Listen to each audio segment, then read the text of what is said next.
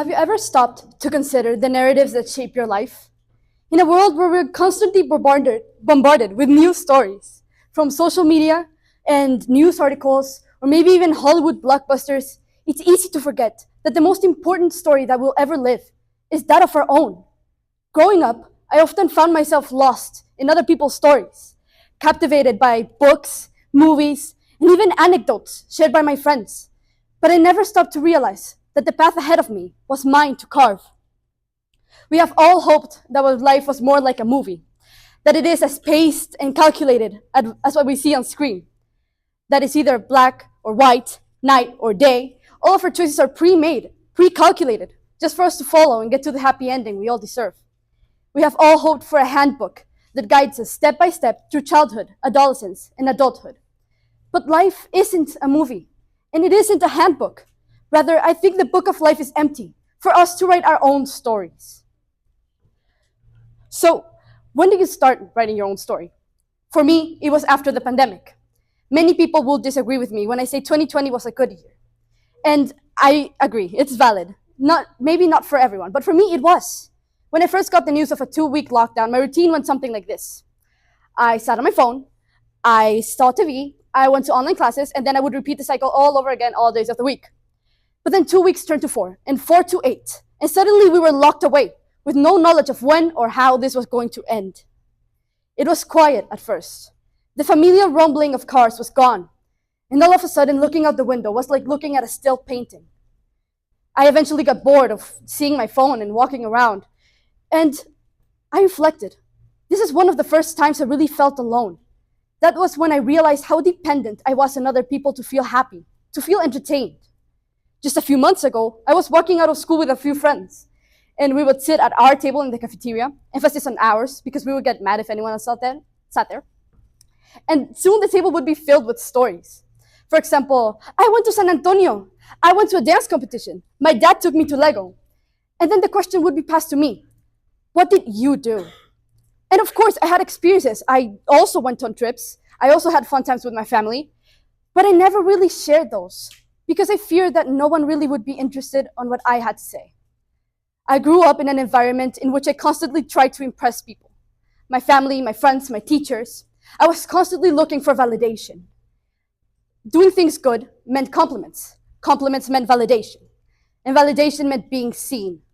I thought that living through other people's stories, living through other people's expectations, that would make me be seen, that was the only way I would be seen. And giving a piece of me to everyone was slowly hollowing me out.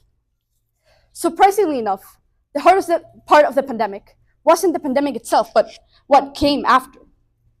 I was scared to see that my friends after the pandemic, when we went back to school, they all had new friends and they all expanded their social circle. They were talking to people I didn't even know, and I didn't. I was stuck with a few friends I had. I did not make new friends. And it scared me to risk rejection. It scared me to start talking to them because I would be seen as someone who really didn't talk. So instead, I started excluding myself. I started sitting away. I started not talking to my friends anymore. I started, simply not caring. Excluding myself from the people I love the most took a toll on my mental health. It was not good for me. I lived most of my days sad, jealous, mad, and I wanted to hang out with them. So here's where I realized that I had to change. I realized that so what if I don't have common interests? So what if I'm not part of their stories? So what if I'm different? I don't need other people's opinion to feel validated. You don't need other people's opinion to feel validated. It was about time that I had to change. I like to read and write a lot. And something that I have noticed when I read or write new characters is that each one is different. Each one has their own story. They're unique. No character is written to follow another character's story. They all have their own individual plot lines with their own individual challenges and successes. For example, if you told Harry Potter from the point of view of Ron Weasley, it would be completely different. A completely different story because no character is written by the same. Ron is not equal to Harry. Harry is not equal to Ron, and Hermione is not equal to Harry. And that's totally fine because each character is individual and each character is engaging. So I did just that. I started writing my own story, finding my own narrative. Instead of trying to fit into my friends' stories, I wrote one where we could all fit our own individual narratives. I chased my dreams, and that led me to many successes. For example, I got a lead in a musical, and I won the writing competition.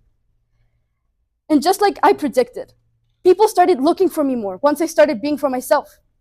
Because I had something to offer, something that's uniquely mine. I am encouraging you to follow your dreams, to write your own story, because who else will? I, Elisa Regina, I want you to live your own story. Live for yourself. It can be challenging and maybe even scary for some, like it was for me. But it's worth it in the end. Don't waste any more chapters of your book. Practice your narrative. Embrace your narrative because it's uniquely yours.